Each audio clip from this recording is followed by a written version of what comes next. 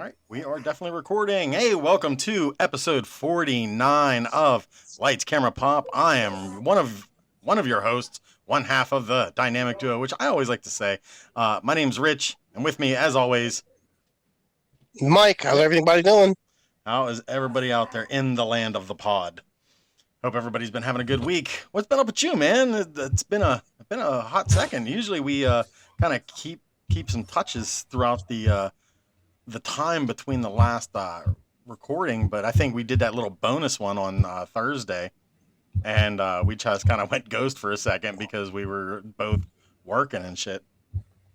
Just busy, busy, busy, man. Just jumped on a couple more shows that I got coming up. Well, you know about those, the 7th and I don't know when the other one 28th. is. Just getting stuff down here on the property. Like I said today, I've been working on the farm tractor all day long, so that was fun.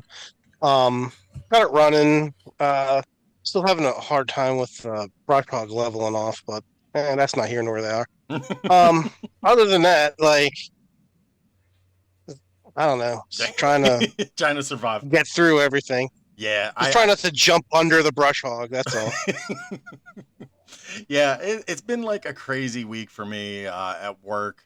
As everybody knows, I work in the soda industry as a merchandiser, going around to Walmart and Walmart and Walmart and Shop and Save, Giant Eagle, Target. It's just Dollar Generals, and holiday weekends are always so much busier than any other time, of course.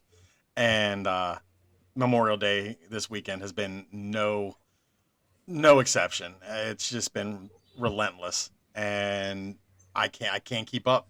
But I work today. I'm off tomorrow. Well, we're going to release this tomorrow, so I worked yesterday and I'm off today. So that's how we'll play this game. Nice. did Nice. a little bit of writing. Kind of have like a new thought in my head for what could potentially start out as a short, because you know me and my shorts. I like to write my shorts.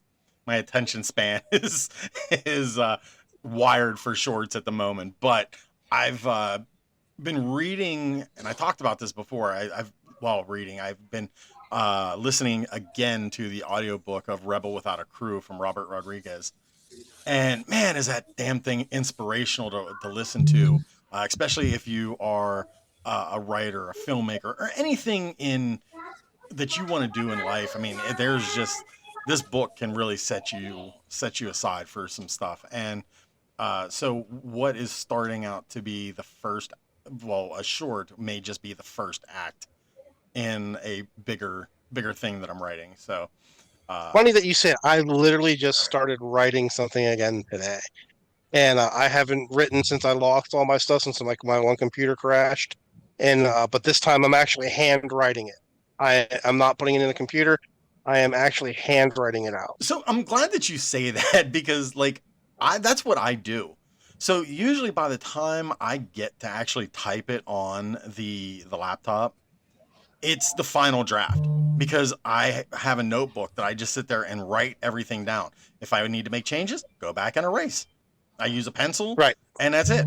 And then I just type what I have written in my notebook, and then from there, if I need to make any changes for whatnot, I will go ahead and do that. But um, yeah, for the most part, anything that I've written so far in my on my laptop has always been written on a notebook somewhere. So um, it's I funny got that really you do that. inspired recently by EC Comics, so the old EC horrors. Yes, So I'm doing some stuff along the old EC lines, like Tales from the and Crypt and stuff like that. yeah, like these like short vignettes. But Okay, we'll see how it plays out.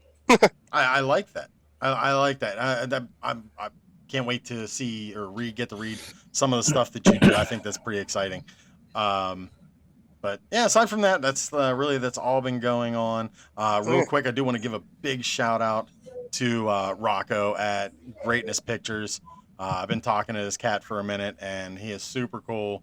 Go check out greatnesspictures.com, and they got a couple pretty decent shorts on there. Now, and I say decent, but pretty kick ass. So anyway, on that note, I think we are going to get into the meat and potatoes. Now And I, that the niceties are out of the way. yeah. So our next guest, we have actually mentioned him before on a few episodes ago when we had on David Van Dyke. And so today we have co-creator of Mercer, author, actor. I mean, I believe I think we talked. He's going to be the next contestant on Dancing with the Stars. But give it up, everybody, for Jason. And I apologize because I should have asked. And normally I ask this at the beginning before we hit record, just so I don't sound like a jackass. Is it Seibel or Seibel? Seibel, yeah, Seibel. Okay. Jason Seibel. Jason Seibel. Here we go. Everybody, give it up for Jason Seibel. I need to get like a sound effects on my little mixing board. How's everything going, man? Thank you, guys. It's good, you guys. Thanks so much for having me. It's really cool. I tell you, I've done a few of these, and I used to have my own podcast way back in the day, but when you're hearing somebody else talk about you on a podcast, like listening to David talk, it was a little bit weird. It was surreal. Like I was like, that's me he's talking about. So no, I'm really glad you guys reached out, that you had Dave on, and happy to be here hanging out with you guys for sure. Yeah, we're thankful that you were able to do this. That's like the moment Dave told us at the end of the show. He's like, yeah, you need to talk to my co-creator. And I was like, okay. So as soon as we got off, I'm sitting there messaging you. But so yeah, Like done and done. Awesome. So going back, like I'm gonna start like I do most things, and then of course we'll talk about your favorite pot roast and stuff like that. But so getting into this whole crazy world, like how did you get started with this? Like, did it go back? Did you know you always wanted to write? Yeah, so I've told this story before, but it really kind of goes back to my roots of being a writer. I was that kid in like first grade who would write these one-page stories. You guys were talking about writing stuff out long form, handwritten in notebooks, right? Mm-hmm. And my best friend in first grade, his name was Neil Kimball. I still remember this, and I would write these little one-page stories. Of course, these are the days of the Hardy Boys, right? I'm a male of a certain age, so Hardy Boys is what I was reading back then. Yeah. But I would write these stories called Neil and Jason Bond and the case of the whatever, the missing rubies or whatever, right? Yes. And they were like 1-page, 2-page stories, very much in the vein of, I don't know why we were Bond, because I was never a big James Bond fan. I was probably my grandfather's influence on me, but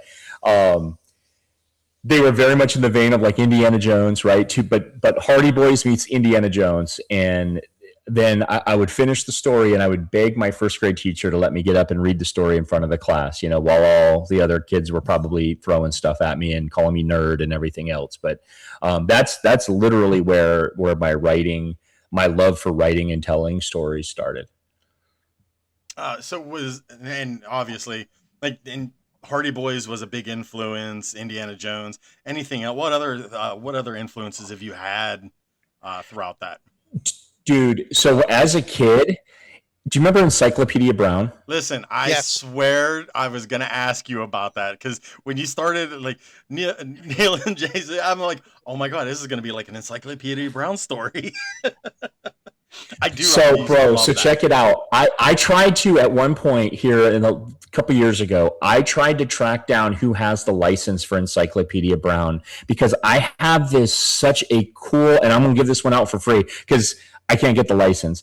A comic where Encyclopedia Brown is like now in his mid 40s and he's a burnout alcoholic cop who got fired from the force, and he's like Joe Hallenbeck from Last Boy Scout, Bruce Willis. Yes. Like he's literally one drink away from a 12-step program, and he's got to come back to his hometown with all of like the cast of characters from Encyclopedia Brown back in the day and like solve this case. Like, dude, how in the age of nostalgia-driven content that we're living in right now, like how bad would that slap? Like honestly, and That I thought would about be this. awesome. And it's funny because like I really have within the month, I have been thinking like, why hasn't there been any kind of content based on Encyclopedia Brown. Like they're Yeah. with all the everything that has come out. So what I found out, because it boils down to licensing, right? And who owns the license. So the guy that created it, and I can't remember his name off the top of my head. Had I known we were going to go down this road, I would have looked it up. But he passed away. And so the license for that IP was like stuck in probate and whatever. And like, I think the family owns it, but like, there was a major studio that had the option for the movie rights. But as far as like print work, from what I was able to find, Googling and whatever, it's basically they're not allowing any licensing of the IP through Printworks. Is what I was able to find out, because I was like, man, this would be so cool. But yeah, just like a scene where he kicks the crap out of the bully from high school. And he's like, whatever encyclopedia. He's like, don't fucking call me encyclopedia. It's Wikipedia Brown now. My name's Chuck. Oh man, now that would be awesome. That would be it would be hysterical to see, and B, it would just be like just flip everything on its head. Yeah, that needs to be done. I would love like to see I mean, because like if you remember those books, like it was Mayberry, you know what I mean? Like it was like everything was bright and shiny, and his dad was the chief of police, and all of that stuff. So yeah, dude, it would be like if I could ever figure out a way to do it, it would be my dream project. Some people want to work on Star Wars. I just want to write Encyclopedia Brown. So yeah. Now, did you? Yeah, Dave. I mean, Dave's big dream. We were just talking about this yesterday. His big dream, because I went and saw Mandalorian and Grogu. Dave's big dream, like the whole reason he's in this business, is to work in Star Wars. Me, I just want to write Encyclopedia Brown. That's all I want to do. So how was? I got to ask now that you brought it up, and I've seen people talk about it online, and I steer clear a little bit of, especially a lot of really hardcore negativity, because yeah, me too. Toxic fans are really out there, and it's so insane. But what'd you think of it? Because I, for what I'm understanding, a lot of people are digging it, but it had the heart, but it almost didn't reach the level of what Star Wars actually is. So here's my quick 30-second spoiler-free, like what I thought.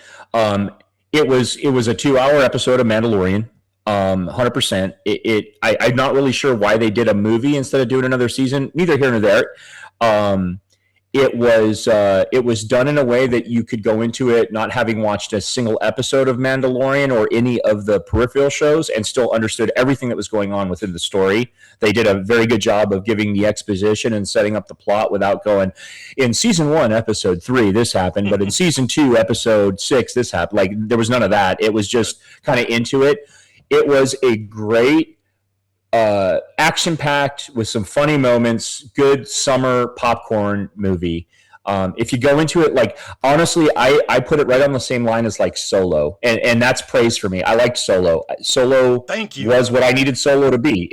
It was a fun popcorn movie with some, So I really enjoyed it. So I actually went by myself on Thursday. I wanted to go see it, and then tomorrow I'm taking my oldest daughter. She's 16, so she and I are going to go see it tomorrow. So, but yeah, I really enjoyed it, man. I mean, like you said, and I think people get caught up in that whole what Star Wars is supposed to be kind of thing, and it's just like it's supposed to be a fun movie that happens in outer space. Like, there's, anyway, it was dope. I enjoyed it. I really did. So, I hope you guys like it if you go check it out. So definitely going to be checking it out. Oh, I'm definitely going to go see it. That's 100%. And I'm looking forward to it. And like a lot of people talked a lot of crap on Solo, and I don't understand why. I always thought Solo was actually a pretty good movie, a very solid movie. I enjoyed it a lot more than some of the other stuff.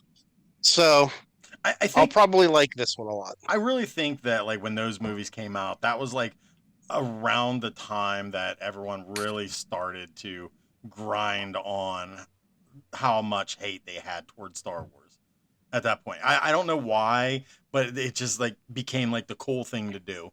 So I don't know. But I love Solo, and I love that I can't remember if if it was a fan edit or if it was an actual trailer, but when they put the Beastie Boys Sabotage to it, I thought it was so badass, and it made me want to see it even more. think I was a fan. So yeah, I saw. Yeah, it was. I saw that same clip. Well, so I don't know if you guys are Star Trek fans. I'm not a huge Star Trek fan. Obviously, don't mix the fandoms, right? No, but right. There is that scene in one of the Chris Pine Star Trek movies where they uncover the 120-year-old starship or whatever to escape the planet, and they had to play some music over the speakers to like confuse the bad guy ships or whatever. And so they're like, what do we got queued up? And it's Sabotage from Beastie Boys, and Chris Pine's Captain Kirk goes, ooh, classical music, I like it.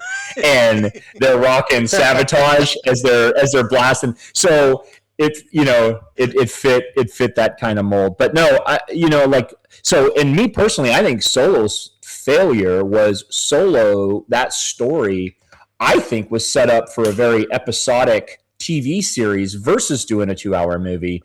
I think personally. So again, going back to nostalgia. So I turned 49 in like 2 weeks. So I'm that age, right? Like I wasn't quite old enough to see Episode or New Hope in the theater, but I remember Empire, seeing it in the theater. I remember Right. Jedi in the theater.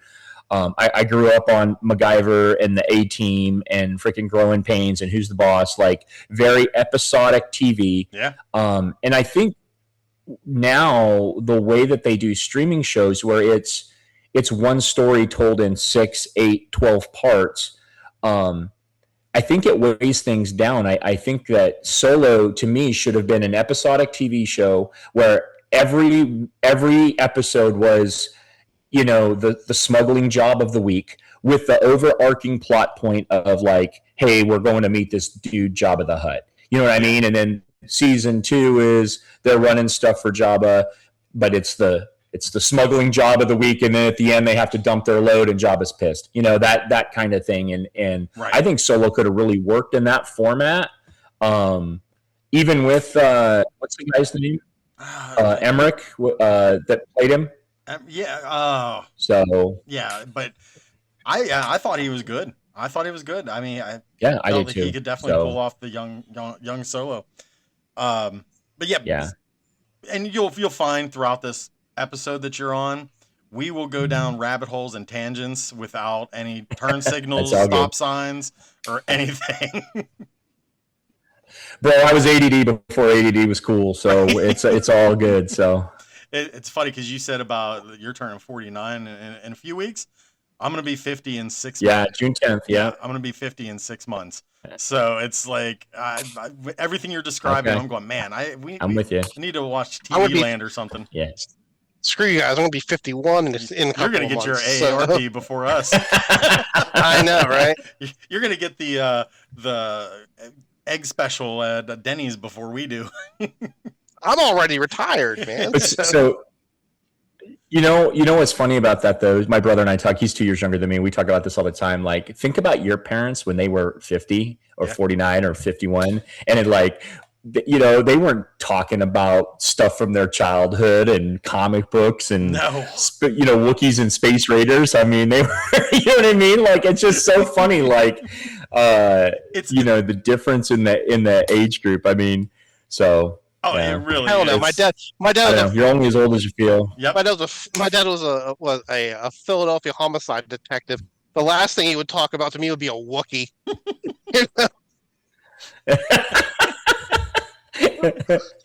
That's awesome.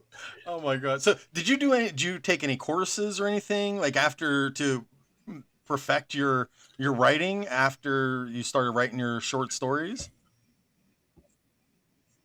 So no, not through my younger days. When I was in high school, there was an author. So I grew up in Great Falls, Montana, is where I'm originally from.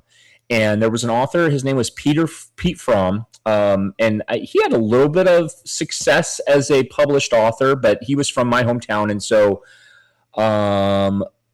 let's see, it must have been like sophomore year. I don't think it was a senior. So like my sophomore year of high school, he came and kind of did like a workshop kind of thing that I went through. Mm-hmm. And he talked about, because one of the biggest problems that I always had in my early writings as I kind of developed and was writing longer, more long form stories and whatnot was was character development and kind of world building, right? Like I was, my plots were always like, boom to boom to boom to boom to boom, and the story's over without a lot of, kind of chewing that scenery that you really need, especially if you're doing like some more long form stuff like novels and that kind of thing, which is really where I kind of wanted to go. That was really, I think, early on what I wanted to do was to be a novelist. And so anyway, I sat through his workshop and he gave me a lot of pointers that helped me kind of, chew that scenery and do world building and character development beyond, just writing some quippy, snappy dialogue and moving on to the next plot point. But other than that, I didn't do really any formal training until much later on.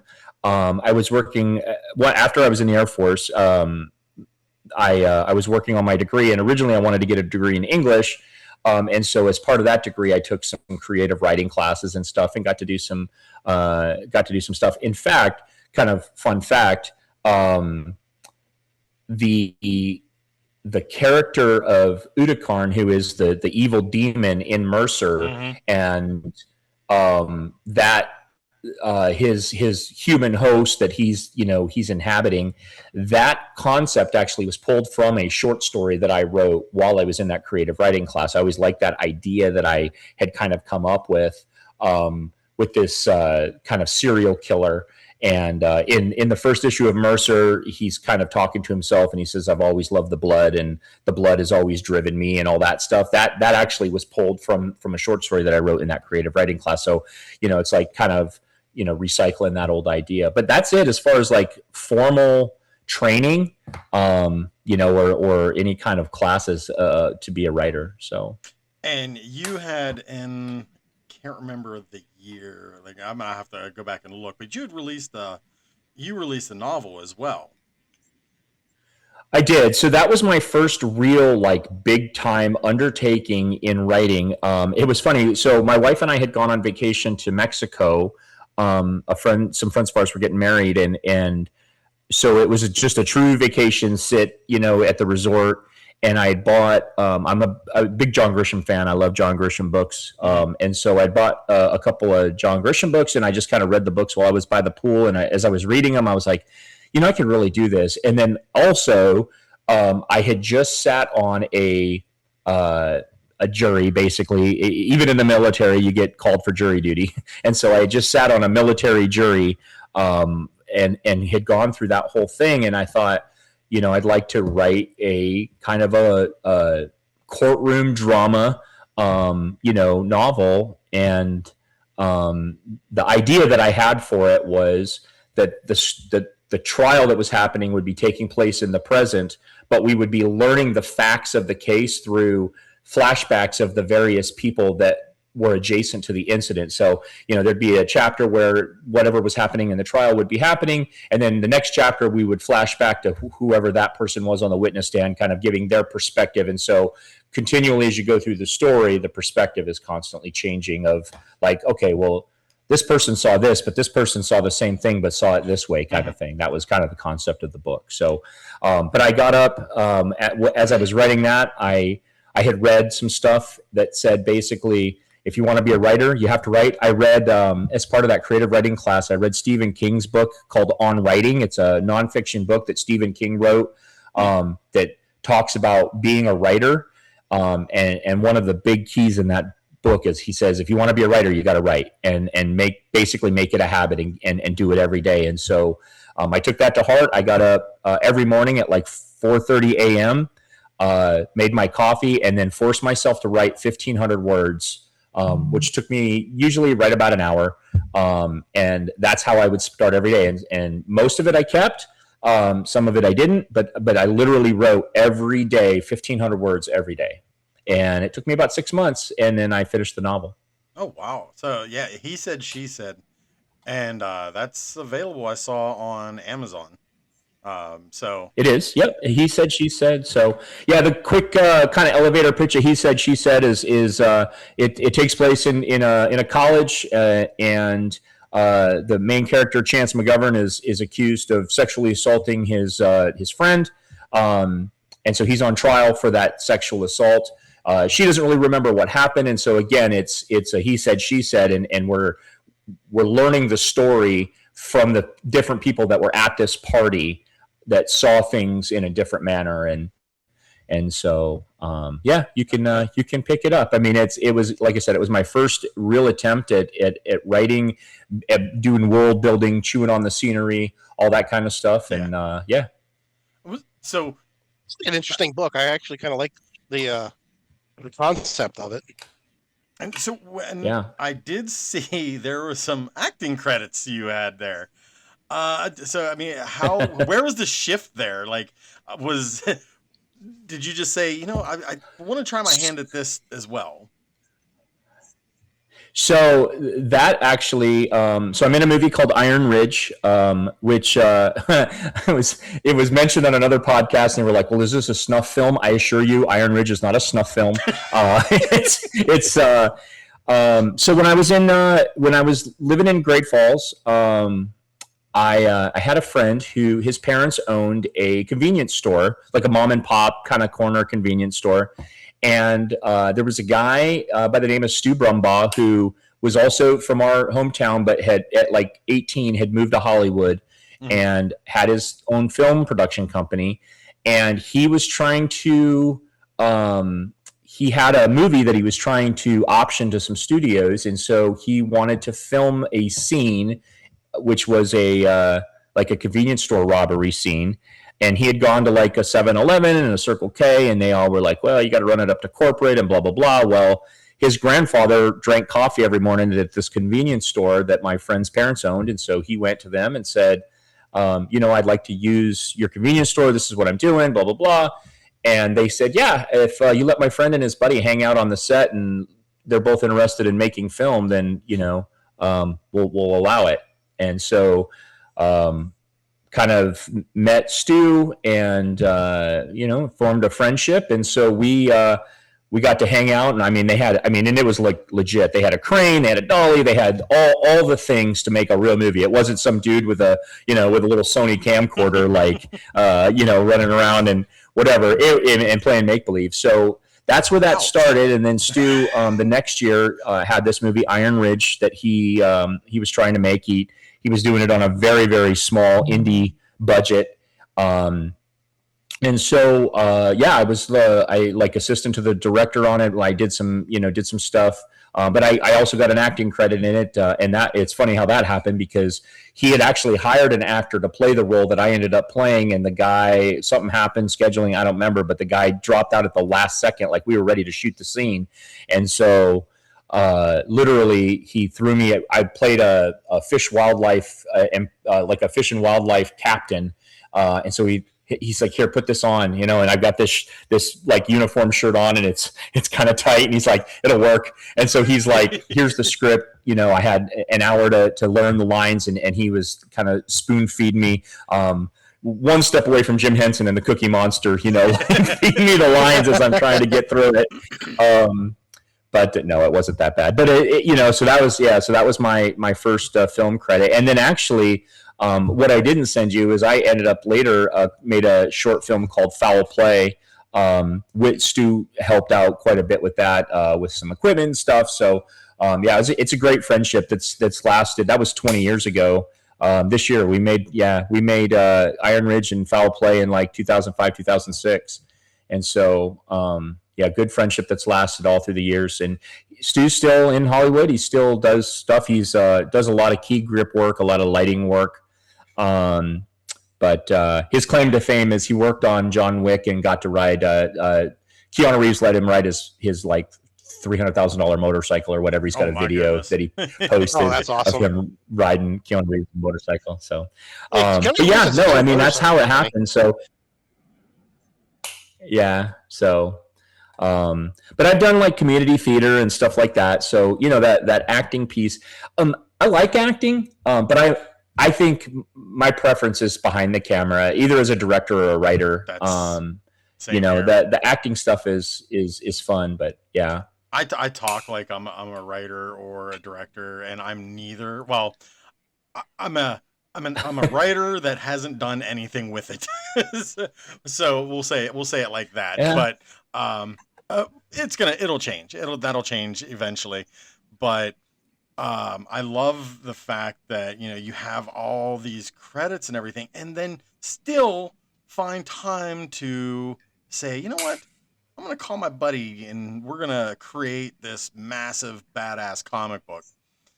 So tell me about Mercer. How did that come about with you and Dave? So I know he kind of told the story, Mhm. and so I'll kind of tell my side of the story. So um, I'm a huge GI Joe fan. I've been GI Joe is the comic book that got me into comic books as a kid. Again, my brother Chris and I, 2 years apart, and so in the days before I ever knew what a comic book store was, there was a Circle K 3 blocks down the road from our house, and so one day we're in there and pick up a copy of GI Joe, and it's like instantly hooked. And so then found out, okay, it comes out every month. And so every month we would walk the 3 blocks down to the comic book store. One month I would pay for it with my allowance. The next month he would pay for it for his allowance. And we would just kind of go back and forth. But GI Joe was like, I mean, again, males of a certain age, right? We had all the figures, Yep. had the freaking terror drone. The only thing I did not have was the aircraft carrier. So I don't know. That's one piece of my childhood I missed out on. I didn't have the what is it, the USS Flag, right? So, Yeah. but anyway, but yeah, so through the years and reading comics and collecting comics and stuff, like GI Joe has always been there. I mean, and I'm a big Larry Hama fan, and I'll tell you why here in a second. But well, I'll tell you now. So as my kind of creative juices are like, all right, well, I've written a book and I've been in a movie, and I've got a bunch of screenplays. I mean, I did the one short, but I've got a bunch of feature screenplays that I haven't done anything with, that I eventually would like to. I've got I've got a romantic comedy. I've got kind of a drama, action type thriller, and I've got a Vietnam story that I would love to tell. But anyway, but I've always like comics would be really cool, but I can't draw stick figures, man. Like I that's the one artistic piece of my brain that I don't have. Like I'm not an artist at all. Right. And so, I don't know. It was before I met Dave. I know that for sure. And so it was late at night one night, and I was kind of just scrolling on my phone, and I don't know how or why, but I literally Facebook messaged Larry Hama, like the Larry Hama, the living legend Larry Hama, creator of the entire line of GI Joe, right? And I'm like, hey, I'm a huge fan, blah blah blah. Like I'm a vet, Air Force vet. You're an Army vet, Vietnam War. Like I love you, and like would you let me like write an issue of GI Joe? Like how stupid! Like what am I doing, right? And so. And he responded, and he's like, "Are you crazy? Like that's taking money off of my money out of my wallet." And I'm like, "Well, yeah, I guess you're right. I didn't think about it like that."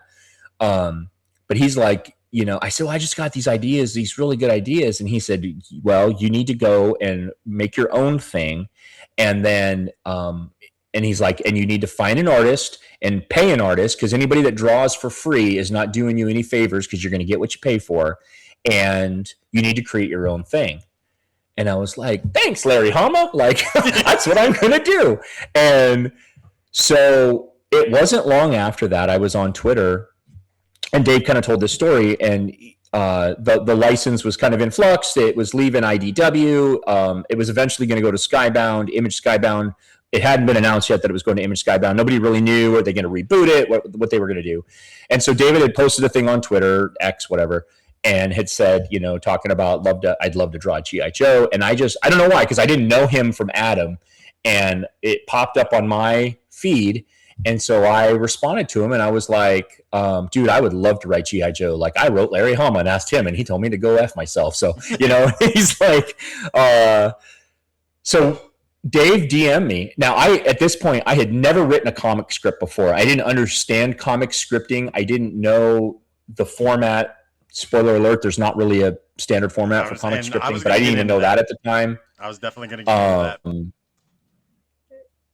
Yeah, so we started trading DMs, and he's kind of like, well, what do you got? What do you think? And so I said, well, I had this idea, whatever. And he goes, well, send me a script. And so I didn't have anything written. And so I sat down, and I've done screenplays before. So I was like, well, it's got to be kind of the same.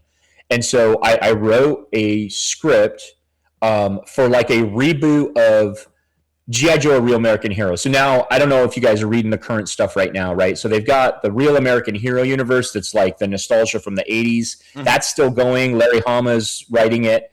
Very, very Larry Hama. And I say that with all the reverence and respect. But I mean, it's very Larry Hama with like making sure we pack as many military terms and acronyms and whatever we can into a G.I. Joe book. Then they've got the rebooted G.I. Joe. Oh, yeah. Oh, yeah. There you go. I love it, man. Absolutely love it. So then you've got the rebooted G.I. Joe. Actually, hold on. Since you showed me mine, I'll show you, or you show me yours, I'll show you mine. So there's my 155 with a Larry Hama autograph. So wow. Nice.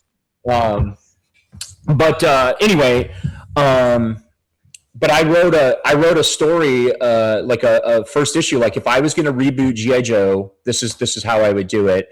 And it was like these special forces guys who we would later learn to know as like Stalker and Lowlight, and who else did I have in there? I think Scarlet was in there.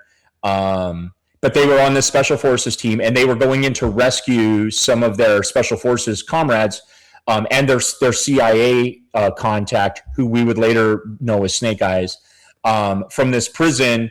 And the prison warden would later become Cobra Commander, and his second in command was Captain Blood, later on to become Major Blood. Like I had rewritten like an issue 1. Yeah. So I had rewritten like a reboot. And so I sent it to David. I said, here's what I would do. Here's what I'm thinking. And, didn't know this guy like from anybody. And he came back and he was like, wow, man, he's like, you're a really good writer. And I was like, thanks. Yeah. I appreciate that. And so we kind of started like going down the road of like just kind of developing this, like, hey, and David's got connections in the industry. I mean, he's been, working in and around, I think, since 2009. I mean, he's got, he's got the people in his phone. He texts with, industry leaders at Image and all of these places. So, and then he comes back to me a couple weeks later. He's like, hey, man, he goes, so I talked to some of my people and they kind of told me where the license is going, which it turned out to be with Kirkman and Skybound and all that stuff. And he said, so this is probably not going to happen, but what else do you got? Like, let's work on something together. And I had a couple other ideas, but the one idea that kind of kept coming back to me was this character called Adam Stryker, who later evolved into Mercer. And so we started kind of doing some development stuff, and then Dave ended up picking up, because at the time we were just collaborating on it. It wasn't like me paying him as an artist. We were a 50-50 kind of deal. And so he picked up some other work, and I had some stuff come up that kind of took me away from having that free time to be able to do that. And so it kind of got shelved for, I want to say, like a year. And then I kind of came back to it, and I retooled the character, and he was still had other things going on. And so he and I had a conversation, and he was like, well, you should move forward with this if you want to, and I told him, well, you're the co-creator. Like, you already did like the character development and the character design and stuff.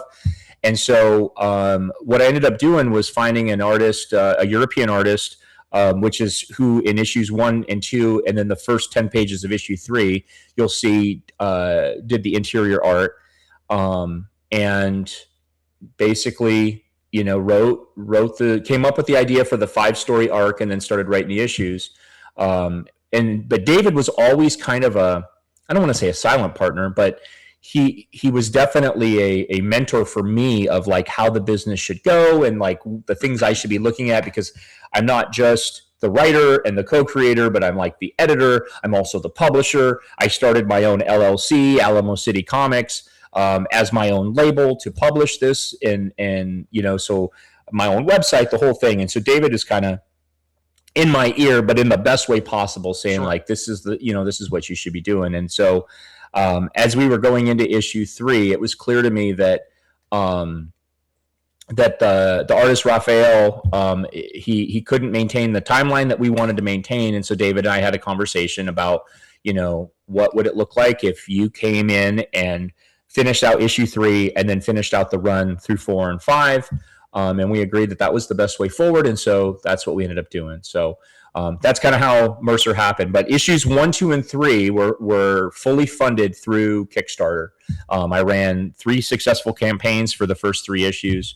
We're hard at work on issue 4 right now. David's doing pencils on issue 4 right now, and so hope to have that out and released, hopefully later on this summer. So That's fantastic. And That's awesome. how challenging was it for the crowdfunding for a comic? So kickstarting is not for the weak of heart. I will tell you, like doing a Kickstarter, or what's the other ones? Indiegogo, Fund My Comic. There's a couple of them out there. I've done exclusively Kickstarter on the first 3. We may look at doing some other platforms on these next couple, but so it's really funny. So it takes a village, right? And I really believe that. And I think at its core, the indie comic community really cares about the success, because it's like, what's the phrase? High tides raise all ships, or I don't know, something like that. But anyway, basically, like everybody, one of us does good, it kind of brings everybody else up. Right. And so when I built the campaign for Mercer issue 1, it was so white girl basic, venti latte, whatever. I mean, it was like there was nothing to it. I say that with all the love in my heart. I have 2 basic, white girl daughters. So anyway, that's my shout out to them. But there was very little to it. And I don't know how it happened, but this guy named Jeff Cotton, he's a creator here in Texas. He's had a couple things. He did a book called Comrade that was excellent. Takes place in the 80s, and it's this KGB agent that comes to the U.S. and then becomes an enforcer for the Italian mafia. It's super dope. Oh, wow. I backed his Kickstarter and got a copy of it. I loved it. But anyway, he was like, dude, I can't believe Kickstarter even let you do this. And I'm like, what do you mean? And he's like, well, there's nothing to your campaign. Like, there's no graphics, there's no, there's no like tags, there's no anything, there's no pictures. It's just text, man. Nobody's gonna read that shit. Like, what are you doing? And I'm like, oh, well, I don't know. And he goes, dude, go look at my campaign. And so I clicked over to his, and I mean, he had covers, and he had like banners, like instead of just typing the next section of whatever you're looking at, like he had done like graphic banners and all of this stuff. And it was awesome. And so literally I ripped it off almost like line by line, like completely ripped off his campaign, and was like, I'm doing that, I'm formatting it like this. And it worked, man, because now I will say it worked because I have a strong community of people that I think believe in me personally. And, the vast majority of my backers are people that I know personally in one way, shape, or form. I mean, it's blasting it out on Facebook and everything else. But at the end of the day, they're giving me their hard-earned money. And, I mean, in this economy, that's saying something, I think, to make this dream come true. And, yeah. So, but it's like I said, it is not for the faint of heart. It is like every day posting on social media, blasting it out on whatever you possibly can, being involved in all of these different groups on Facebook, the comic writers and artists and blah, blah, indie comics and all of this stuff. And just, trying to find a balance between like spamming and, okay, well, it's been a couple days, like, right. Let's put it back up there. So, but yeah, I mean, You don't like want to be that pain in the ass. You don't want to be that pain in the ass, but at the same time, you still want to get that banner out there so people have that word, so people have that name recognition. I get that. And yeah, that's right. I tried that myself with Indiegogo at one time because I was trying to get funding for a film that I wanted to do, and it did not go well at all. And I think by the first 3 weeks that I was just like, I don't know what to do at this point. and it didn't go the way I was hoping it would, because I see all these other filmmakers doing this and that, and like they're all this shit's coming in, and you just see all how much backers and stuff, and it's just like, is it me? Is it how I'm putting things out? And it's just you start to, I'm sure you when you say it's not for the faint of heart, you start to overthink things like is this even what should be doing and whatnot? Like I just gonna throw in the towel. But obviously, 3 issues in, starting on episode on issue 4, like you guys are killing it. Yeah, I'm very happy with how it's gone, and I like I said, I don't take it for granted. Like because I've got the basic tiers, right, where you can $5 and you get the PDF, emailed to you or whatever, and there's folks that do that, up to, I think, like for $350 you get all the covers, all signed, plus we make you a character in the book, right? So and we've had people that have done that. So awesome. The character Aiden McLeod from Mercer, who's like the master of the mystic arts, that likeness is actually my brother, because in issue 1 he put $350 in to become a character in the book, and so I sent a bunch of pictures of my brother to the artist, and now my brother is Aiden McLeod. From issue 1, the scene towards the end where they're chasing the bad guy that robs the bodega, and there's the canine officer, the police officer with the canine. So that's a guy that I know. His name's Joey Cadena. I was in the Air Force with him. He paid $350 to be in there. That dog, Dakota, was actually his working dog, who passed away a couple years ago. But that's his actual working dog that he took to Afghanistan and Iraq and everything else. Like, we had pictures of Dakota, and the artist put Dakota in the book. So I mean, there's that too. That. So that is absolutely amazing. That's fantastic. I love to hear that. I like that. That's a cool thing. It's not only that, it like it immortalizes them too. The people that really backed you. It gives them like a look. Not only did I help you out, but like you put me in it. That's a slap on the back. That's fantastic. Yeah, it's cool, and like I said, we've had some success with it. There's several characters. Detective Norman that shows up at the end of issue 2 that helps him when they're going into his parents' house. That's a friend of mine. That his wife actually did it for him as a gift. He didn't know about it, and so she sent me a bunch of pictures of him. So there's several characters in the book that are people who paid that tier in Kickstarter to do that, and so and it's cool. It's a cool way to and I'm blessed to have worked with artists, both Raphael and David, who are talented enough to bring those likenesses to life and have them be in the book. So yeah, it's really cool. But yeah, it's like I said, there's, I don't have that Kickstarter that funds in the first 37 seconds it's launched or whatever. You know what I mean? Like, It doesn't usually fund until like the last week. And with Kickstarter, for those listening, if you don't know, if you don't hit your mark that you set out, so if you put your mark at, mine are usually at the $2,500 mark. That's about what it costs for me to make a comic book, is about $2,500.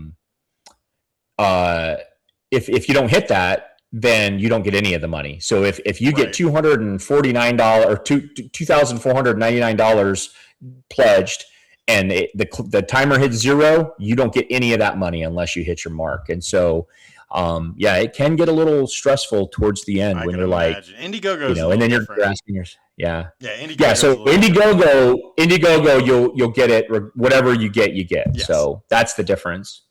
So, okay, I gotta like with the Kickstarter, like does that money get like reverted back to the people that pledged, or does it go into the ether somewhere? I mean, like, no. So with Kickstarter, it doesn't. So like if you go on Kickstarter and you support a project on Kickstarter, you put all your information in there, but it doesn't actually charge your card or whatever until the campaign ends. So gotcha. If it doesn't meet the goal, then you never get charged. So yeah, so when you if you go in on day 1 of a campaign and say, I want to support this, it'll be like 30 days until you actually get charged. You don't get charged that day. So that's how it works.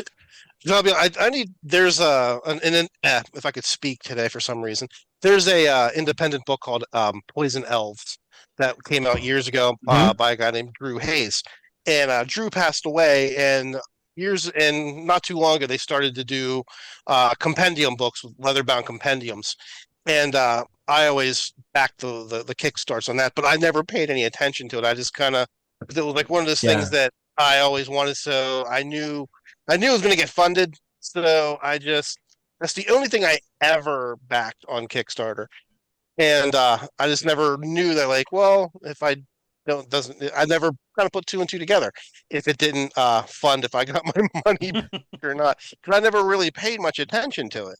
And I know that's like a weird statement to say that I never paid attention to where the money went. But I knew it was I guess you could say it was like a good cause, so I really didn't care. So, well, as an indie creator, I certainly feel like indie comics are a good cause. So I appreciate you, good sir, for your support.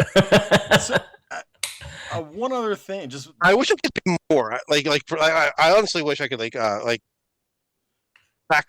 back more independent books. There's more I'd like to try. And heck, I'm gonna into yours too. Go ahead. Yeah, for sure. No, I was gonna say, just going back to just real quick to touch on this, because you had mentioned about like how hard could it be writing a comic? It's like I wrote screenplays, so it's got to be some. How did you get any notes for your first time doing doing a comic? Like, did anything come back and say, okay? Oh, Dave is not shy about giving me notes. Trust me. And I say that with all the love in my heart for him. No, I'm kidding. I'm not, but I am. So yes, I mean, absolutely get notes. And it is the same but different. And so earlier on, I mentioned jokingly that there's no format for writing comic scripts, and that's absolutely true. I mean, writing comic books has been around for 100 years at this point. I mean, if you can believe that. But there is no standard. There's no standard format, because when you write a screenplay, and you've written screenplays, you are telling the story through your screenplay. You're giving narrative prose of what the actions are of those actors. Then you're giving them dialogue notes. You're giving locations, is it a day? Is it an exterior? Is it a night? Is it an interior? Whatever. And you're telling the story through your script, so that if me as an actor or a producer or whatever, I sit down and I read that script, I'm reading the story and I can visualize the movie in my mind. That's how a screenplay works, right? Mm-hmm. With a comic book script, it is simply a note or a directions from the writer to the artist. The artist is the only audience, and then the color artist and the letterer and so on. But we'll say the creative team, they are the only audience for that script. So what I mean by that is, if I'm writing a comic book script for, say, my original artist, Raphael, it's very different than how I write a comic book script for David.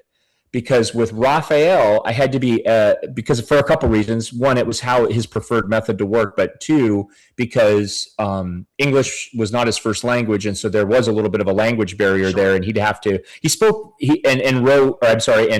read English fairly well, but there was some times where we would have a little bit of a language barrier. But I had to be very, very, very, very descriptive and very exact in what I wanted to happen in my eye of what was going on. David, having been in the business for as long as he has, he's worked, and he was trained on what they call Marvel method. So Marvel method when writing comic scripts is very much letting the artist be an artist and having the writer just say, here's the big beats in the plot that have to happen. Here's the dialogue where it needs to get inserted. Page 1, fighty. Page 2, little bit of exposition. These are the characters that are there. Page 3, it's very, very not like narrative prose. So there's a multitude of different ways to write scripts. And so once I figured that out, and I figured out who I was working with and what their preferred method was, it got a little bit easier. And but like really like for issue 4 of Mercer, we went back and forth on the script.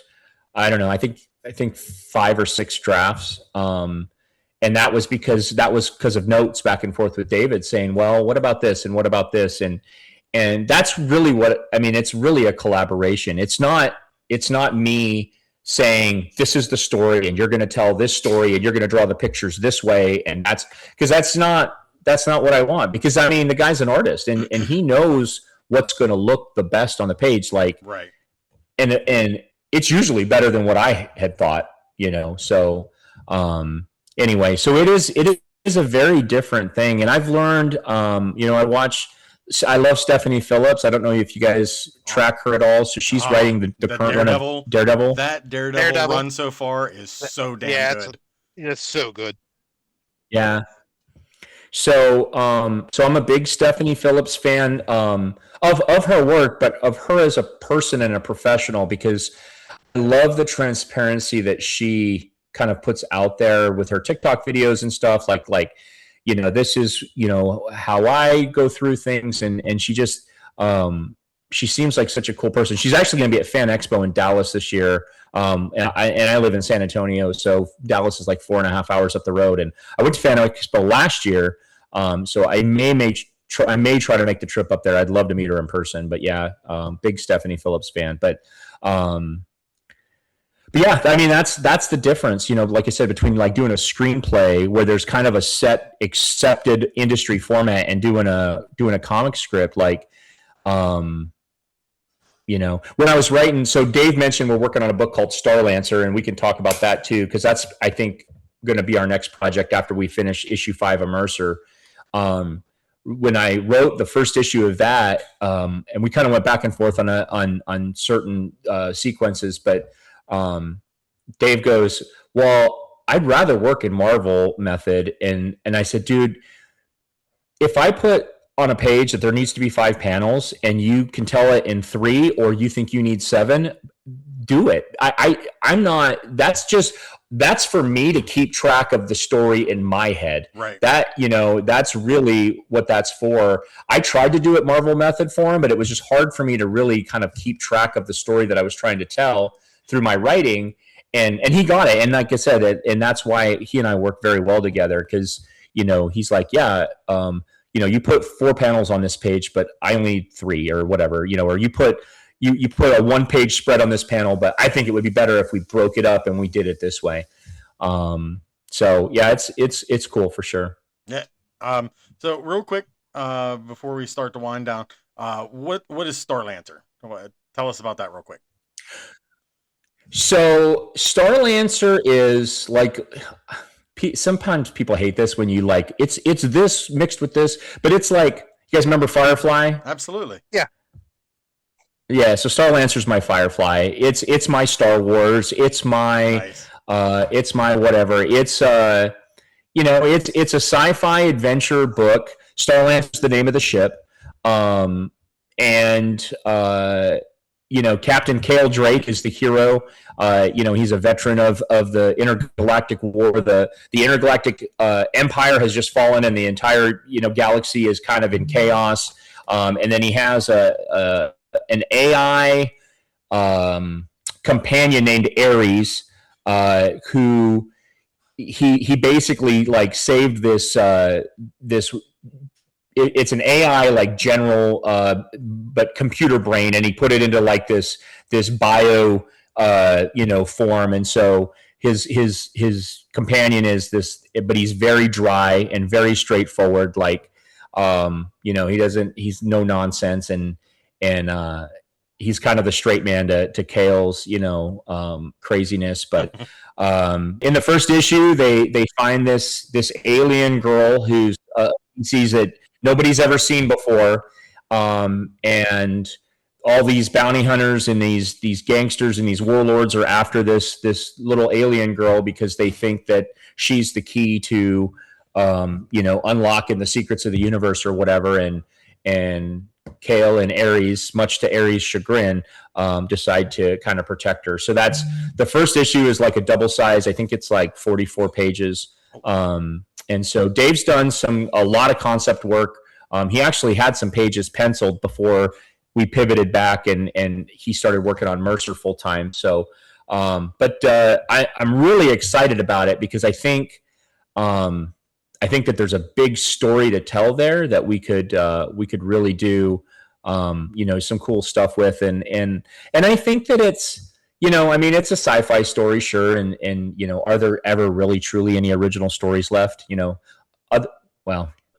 I was going to say other than Skinbreaker that Kirkman and David Finch just did, which was awesome. I don't know if you guys read that or not. No, not yet. It's fantastic. David Finch's art is just, I guess in Skinbreaker, he literally would paste 2 comic pages together to do the drawing and then shrink it down. So it's wow. Crazy.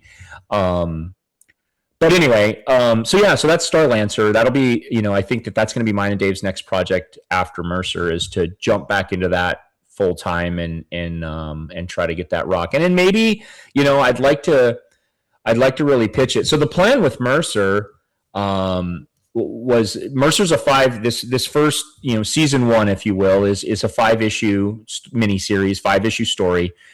So 4 is the penultimate, and then 5 will be the finale of this first part of the story.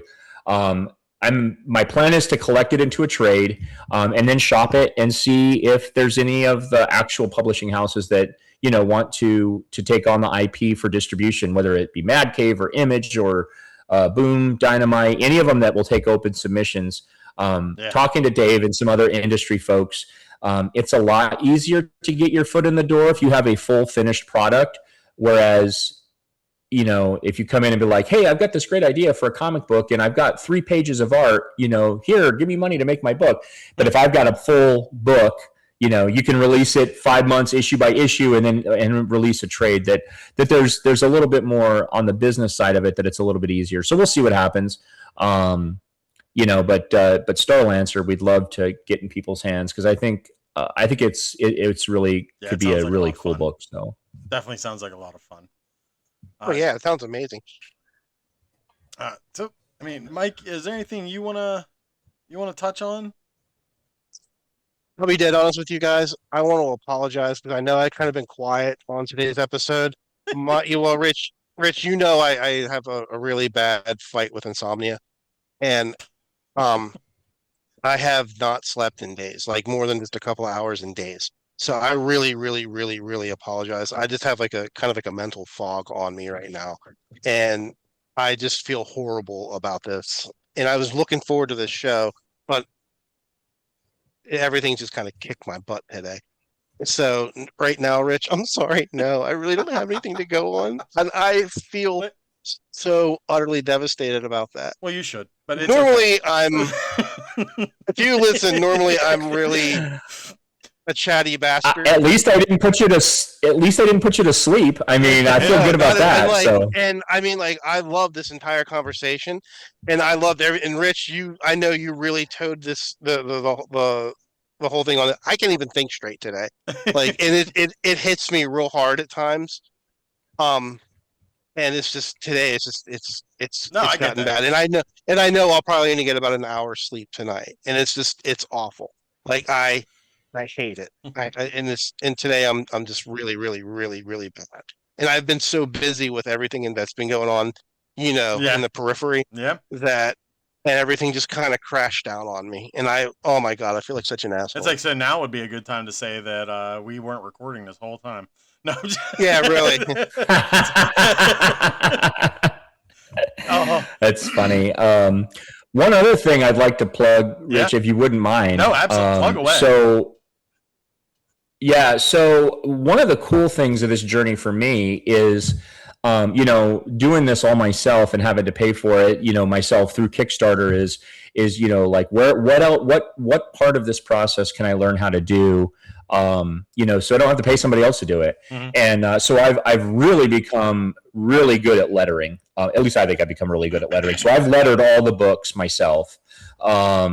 Nice. And I've gotten progressively better. It's funny. If you go from issue 1 to issue 2 to issue 3, you can see how my lettering has improved, to the point where I'm actually getting gigs lettering outside of my own work. Oh, wow. And so, yeah, so right now I'm working on this book called Red Devil.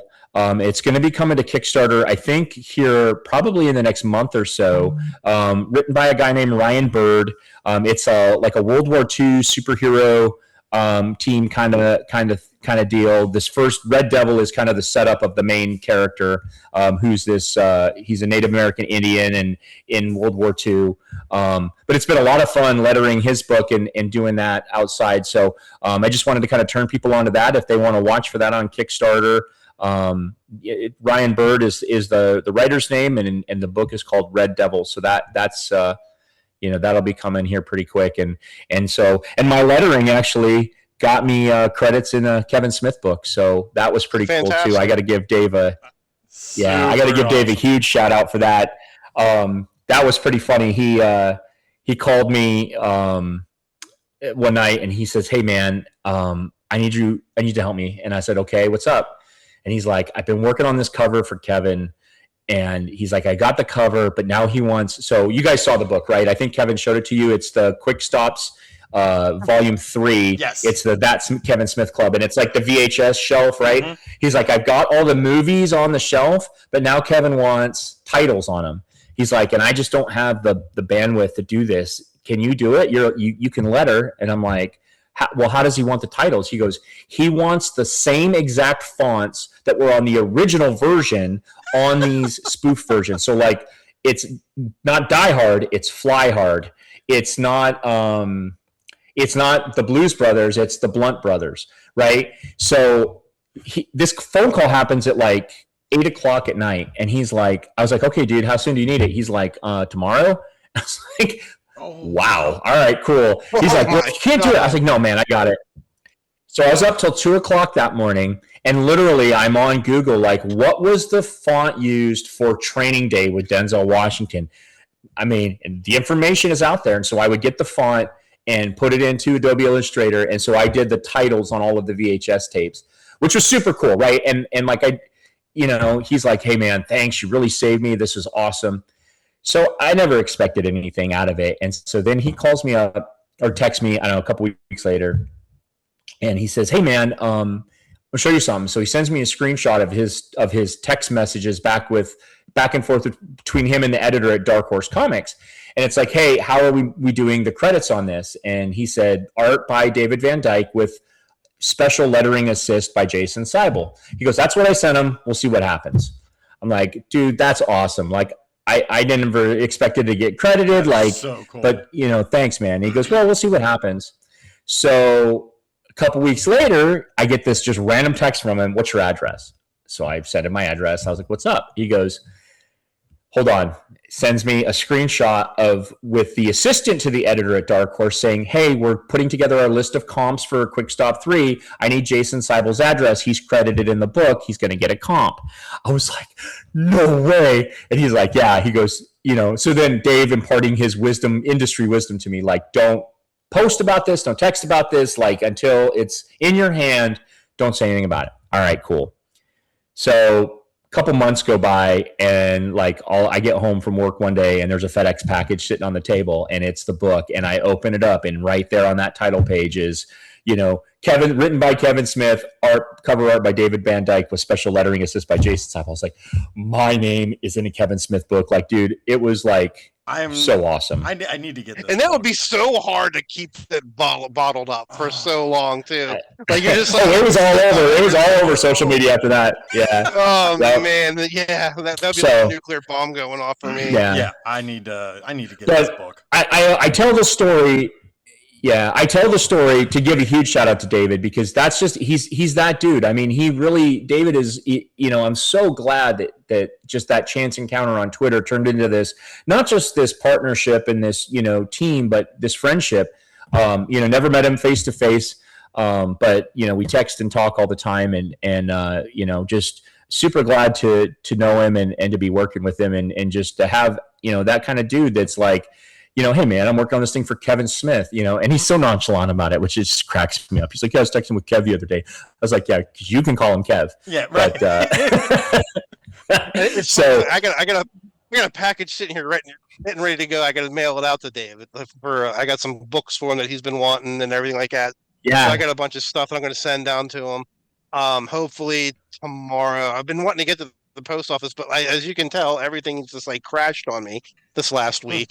Yeah. So hopefully I'll get that out tomorrow. Fingers crossed. To him. But yeah, dude, it's such a sweetheart. Tuesday, like he's so nice. Yeah, he really is. And it's like, I guess I've been lucky. The few people in the industry that are like in the industry that I've come across, whether it's like Dave or Larry Hama. I mean, even Stephanie Phillips. Stephanie backed a Kickstarter for issue 3. Wow. She's listed in the credits on the inside the book, and she actually she was doing a TikTok thing talking about Kickstarters, and I was like, hey, I got one running if you want to check it out. And next thing I know, bing, notification from Kickstarter, Stephanie Phillips. I was like, dude, that's awesome. So that's cool. I'd love to just have a conversation. Yeah, I mean, so I will tell you, I've seen her do like indie podcasts like this. After the show, I will give you her media reach out email that I've got through the Kickstarter. Like, it's not a secret. Like, I'm not giving you anything that I shouldn't. And you can reach out to her and see if she'd be willing to do your show. Dude, I would. So that would be great. Because for the type of book, first of all, like I so admire the fact that for as like noir style as the book is, and being a woman in the industry in a male, I mean, face it, I mean, comic industry is a male driven industry, and she is literally blowing a lot of guys out of the water, and I think the stuff that she puts out is amazing, and I would love to talk to her. It's top shelf. Yep. So I will tell you, I will tell you that, and I told her this too, I've never had Daredevil on my pull list till now.